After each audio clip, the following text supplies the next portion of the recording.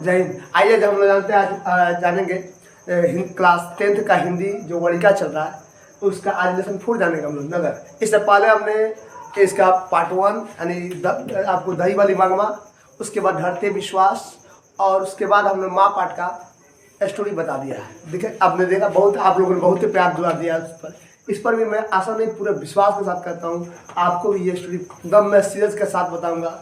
आप भी एकदम पूरे सीरियस के साथ पढ़ेंगे, पूरी बेस्ट रूप से समझ में आएगा और समझ में आएगा तभी लाइक कीजिएगा, नहीं तो डिसलाइक करके चल जाइएगा। ठीक है, आइए अब देखते हैं, हम शुरू करते हैं।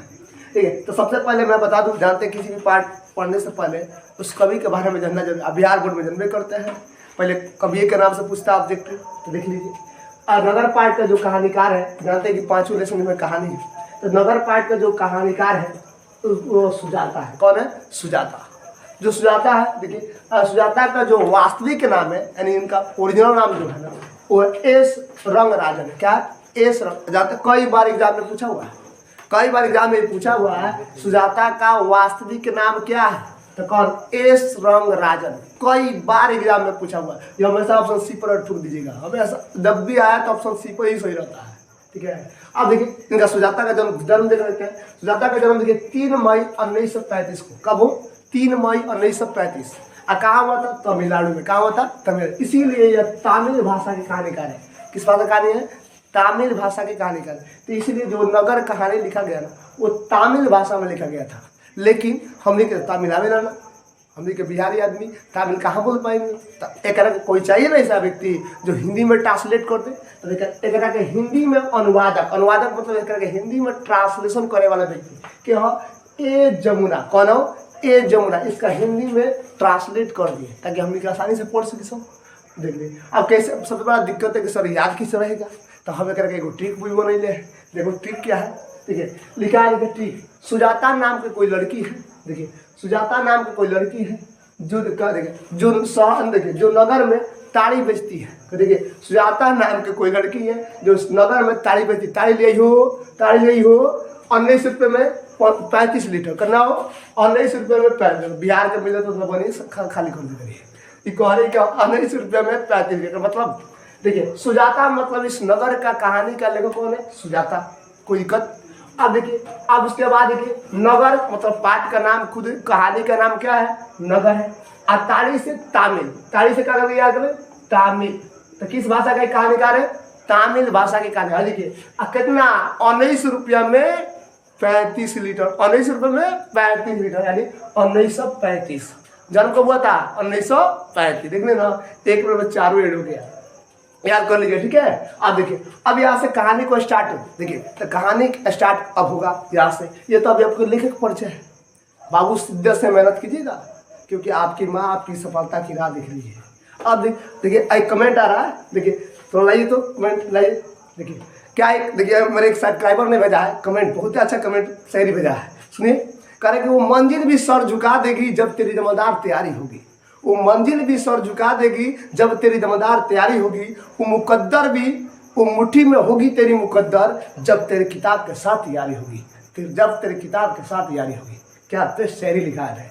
आइए अब इसके बाद देखिए कमेंट आते रहेगा। देखिए प्रबंध, देखिए डायरेक्टर साहब देखते रहिए। देखिए आगे देखिए, अब यहाँ से हमारा शुरू होता है क्या?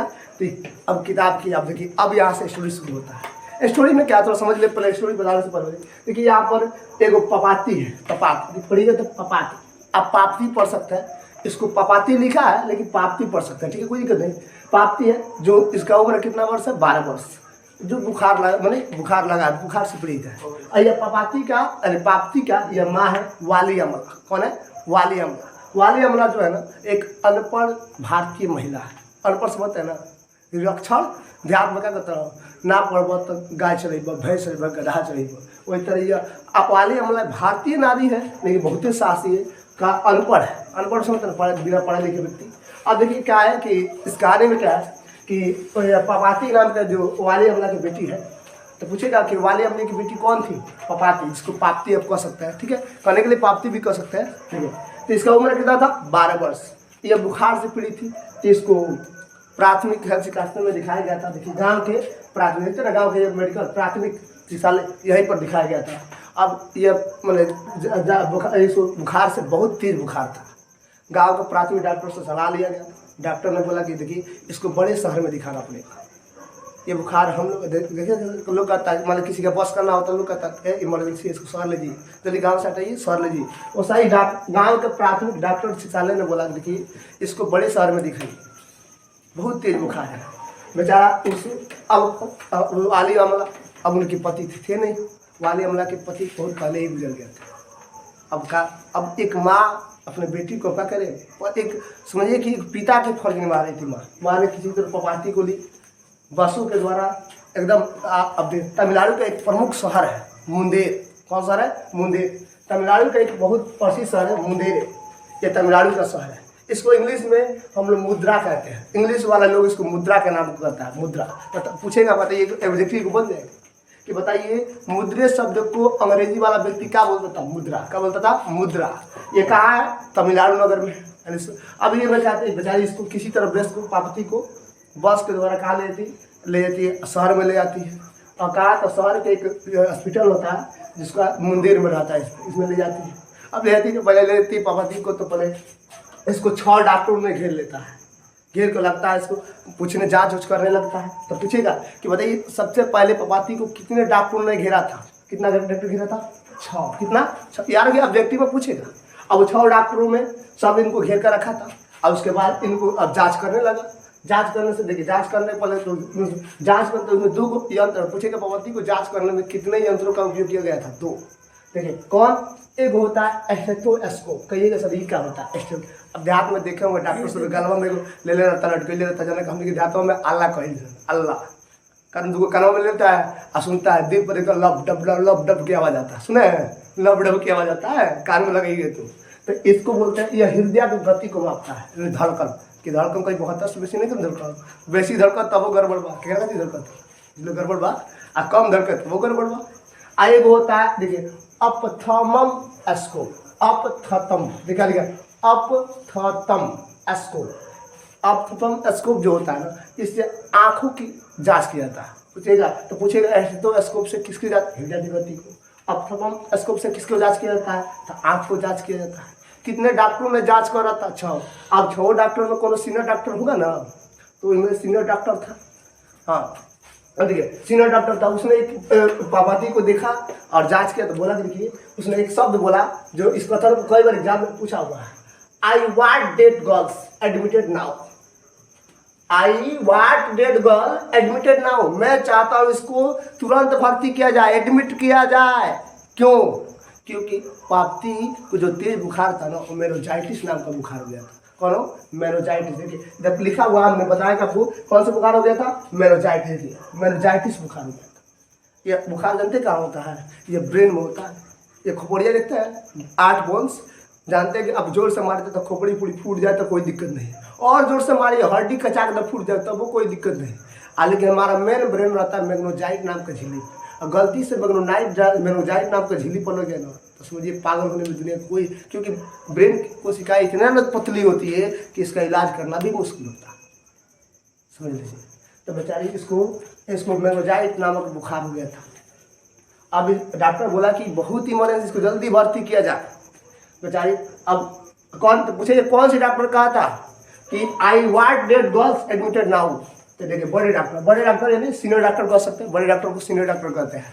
अब उसी में और ऐसे 6 डॉक्टर थे। अब एक तो सीनियर था, 5 गो जूनियर था, उसमें 2 जूनियर डॉक्टर का नाम बतैले हैं।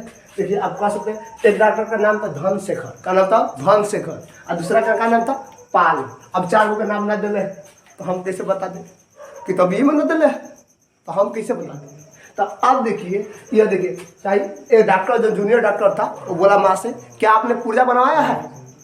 क्या आपने पुर्जा बना? अब देखे होंगे सरकारी हॉस्पिटल में जाते हैं ना तो पहले एगो पुर्जा बनता है जिसको आप कहते हैं कि रजिस्ट्रेशन यानी पंजीयन कहते हैं। पंजीयन बनाइए, चाहे आपको 100 रुपये का इलाज हो चाहे 1 रुपये का पुर्जा बनाना पड़ेगा। तो पुर्जा तो माँ कहती है कि हमने ना पुर्जा तो भी कहाँ बना है, तो कहती है जाइए वो सामने वाला रूम देख रहे ना जंगला पर जाइए और पुर्जा बनवा लीजिए। तो माँ जाती है, यानी कौन जाती है? वाली अमला जाती है, बेचारी पूजा बनवा कर लाती है। तब यही डॉक्टर बोलता है देखिए आप चल जाइए ऊपर जाइए, एक कुर्सी पर व्यक्ति बैठा होगा, वहाँ से अपना सैलरी बता दीजिए। सैलरी से बताते हैं ना तनख्वाह, कितने सैलरी कमाते हैं महीना का, अब बेचारी अब जाती है ऊपर, ऊपर जाती है तो एक व्यक्ति बैठा रहता है, तो वहाँ पर जाती है, देखती है कि कुर्सी है। तो बोला कि देखिए, तो जो जूनियर डॉक्टर है तो बोला देखिए आप पूंजी कटा लिए, तो आप ऊपर जाइए, ऊपर कुर्सी पर एक व्यक्ति बैठा हुआ, उससे अपना सैलरी बता दीजिएगा। अब माँ जी ऊपर जाती है, ऊपर जाती है तो देखती है कि कुर्सी पर ऊपर देखती है, कुर्सी पर धूल जमा हुआ है। अब अगर धूल जमा यानी कोई नहीं बैठा है, तब बगल वाले से पूछते हैं भाई साहब ये व्यक्ति कहाँ है, तो बताते हैं कि देखिए बैठी है, कुछ देर बैठी है, अभी आ रहे हैं।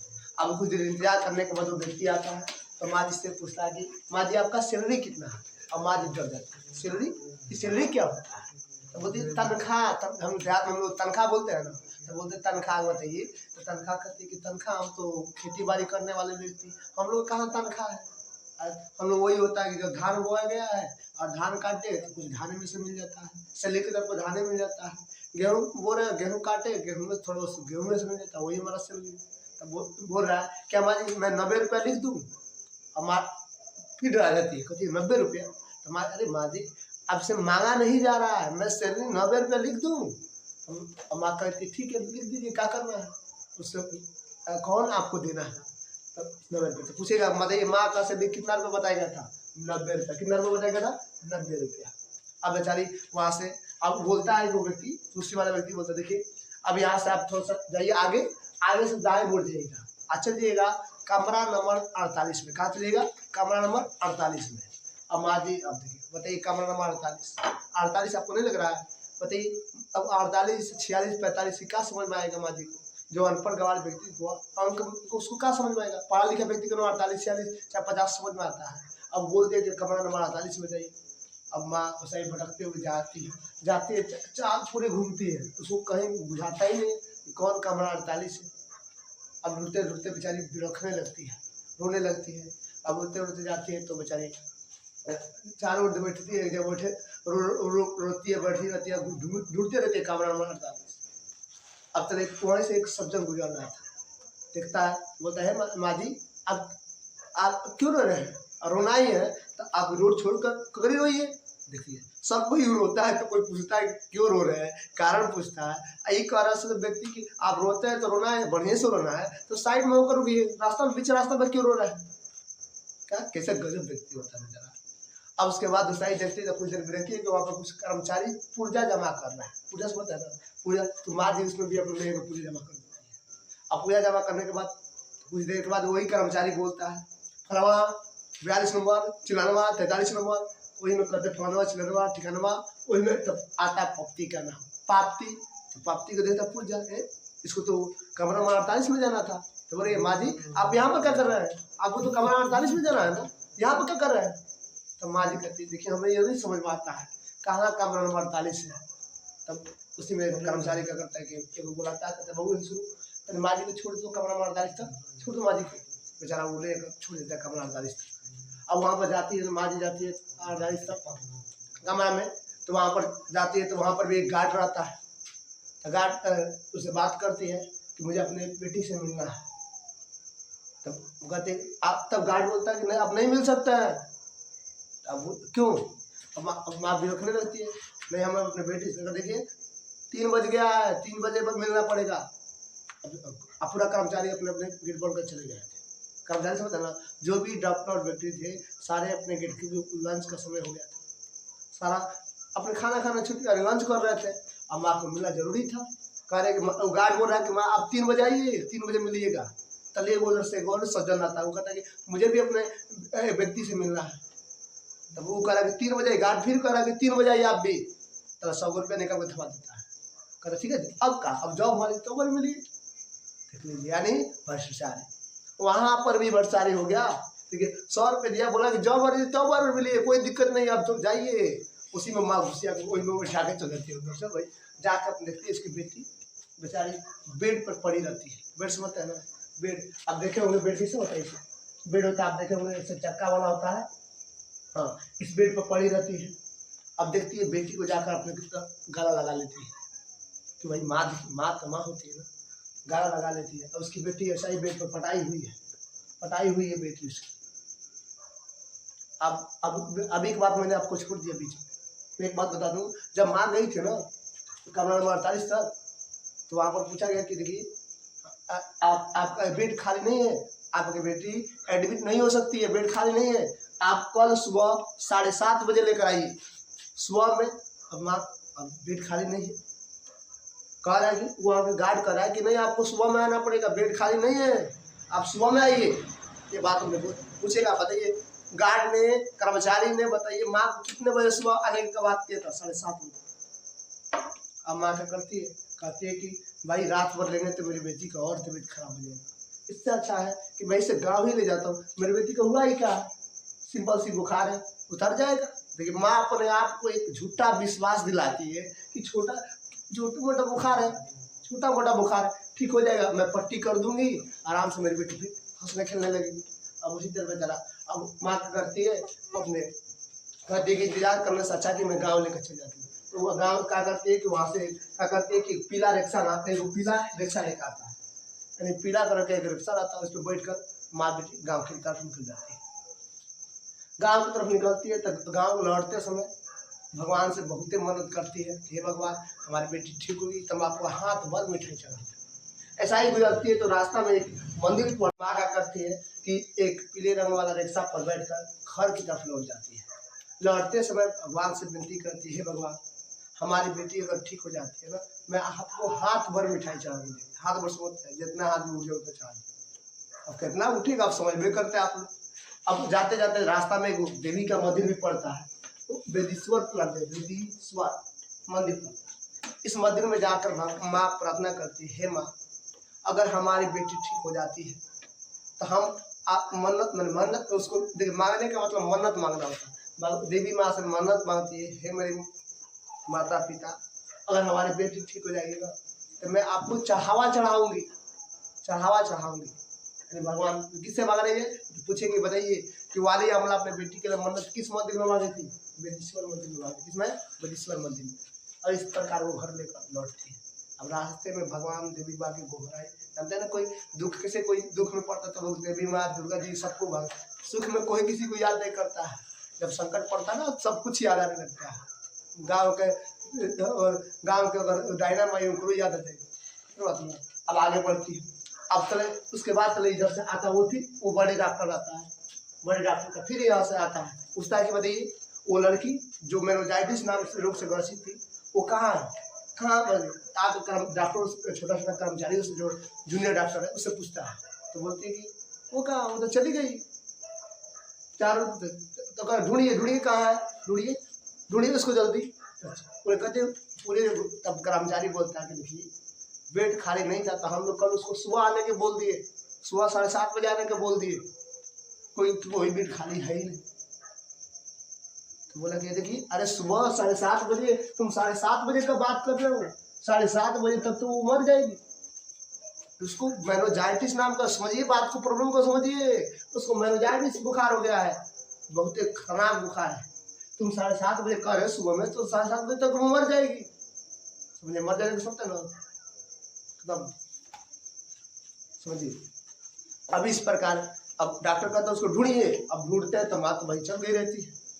अब डॉक्टर कहता है तो बोला कि बेड अगर खाली नहीं है तो मेरा पर्सनल जो बेड है ना, मैं उसको उसमें बैठाइए इसको, मैं इसका इलाज करना चाहता हूँ। देखिए डॉक्टर को पापती कुछ भी नहीं लगती थी, देखिए कितना कर रहा है, अपना पर्सनल बेड उसके लिए करेगा। हम अपने बेड नहीं खाली है, मैं अपना पर्सनल बेड दे रहा हूँ, लेकिन मैं उसको इलाज करूँगा, ढूंढिए उसको। अब ढूंढिए का तो बात तो चल गई थी, देखिए तो पूछेगा क्वेश्चन, बताइए डॉक्टर पापती को इलाज क्यों करना चाहता था? क्योंकि वो क्यों करना चाहता है? क्योंकि वो मेनिंजाइटिस नाम का रोग के बारे में यह ब्रिटेन से पढ़कर आया था, ब्रिटिश, कहाँ से पढ़ गया था? ब्रिटिश मेडिकल से। देखिए यहाँ पर बड़े डॉक्टर जो है ना, मेनिंजाइटिस नाम का रोग के बारे में यह ब्रिटिश से पढ़कर आया था, चाहता था कि मैं पापती को इस रोग से मुक्ति दिला दूं, तो इसको इलाज करना चाहता था। लेकिन देखिए वहाँ पर कर्मचारियों का व्यवहार कुछ इतना ना खराब था, देखिए घूस लेने के बाद काम हो रहा है, बताइए इतना बेचारे। आप समझिए कि पापती का कहा, आप कमेंट करके बताइए कि क्या पापती को सुबह 7:30 बजे तक क्या होगी, पापती जिंदा बची होगी या ना बची, कमेंट जरूर कीजिएगा, करके बताइए। ये कहानी यहीं पर समाप्त हो जाता है, लेकिन मैं और आपको मैं बताता हूँ। पूछता है कि बताइए, तो तमिलनाडु में जो है ना, जो मुदिर नगर है, वहीं पर एक बहुत ही फेमस मंदिर भी है, मीनाक्षी मंदिर। मीनाक्षी मंदिर किस राज्य में स्थित है?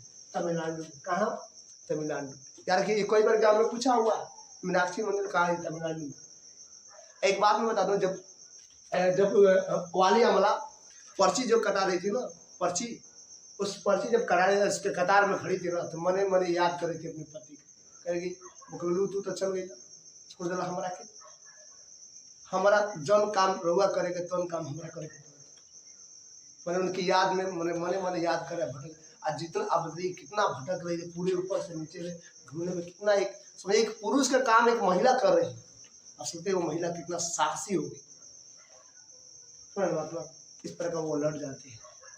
अब आपको बताइए, हम आइए आपको ऑब्जेक्टिव करा देते हैं, ऑब्जेक्टिव करा देते हैं। पूछेगा बताइए आपको नगर पाठ कहानी का लेखक कौन है?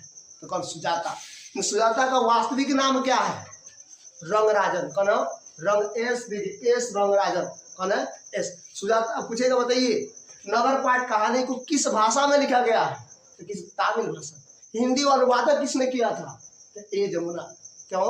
ए जमुना। पूछेगा बताइए किसके कहने पर इसके बड़ेश्वर में ले गया था? गांव के प्राथमिक डॉक्टर के कहने पर ले गया था। पप्ती किस रोग से ग्रसित थी? तो मेनिंजाइटिस रोग से, बुखार है एक प्रकार का। पूछेगा बताइए पप्ती को, जो पप्ती थी ना, बताइए उसको कितना नंबर कमरा में उसकी माँ को जाना था? पप्ती की माँ को 48 नंबर कमरा में जाना था, जो भटक गई। पूछेगा बताइए पप्ती के जो माँ थी उसको लेकर किस रंग का रिक्शा में लेकर आई? पीले रंग का रिक्शा में लेकर आई। पप्ती के लिए पप्ती के माँ ने किस देवी से मदद मांगी थी? आप कह सकते हैं किस देवी से मांगी थी? अच्छा पूछेगा बताइए पप्ती को किस शहर में दिखाया गया था? मुद्रेश्वर में। मुद्रेश्वर में। एक भी अब व्यक्ति नहीं, उस व्यक्ति का भी कमेंट आ जाएगा ना कि सर नहीं लड़ा तो मैं इस वीडियो को ही डिलीट कर दूंगा ना। अब से और देखिए, अब थोड़ा सब्जेक्टिव भी देख लीजिए। सब्जेक्टिव पूछेगा ना पप्ती कौन थी, उसे शहर क्यों लाया गया था? पहला क्वेश्चन आपका यही बनता है।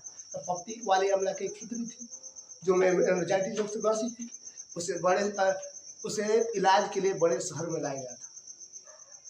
उसके बाद एक और पूछेगा वाली अमला का चित्र वर्णन करें। यानी वाली अमला क्या है? भारत के अनपढ़ महिला है, फिर भी वो एक साहसी महिला है जो अपने पति को ना रहने पर भी अपने बेटी को यानी पापी को शहर में लाई थी इलाज करने।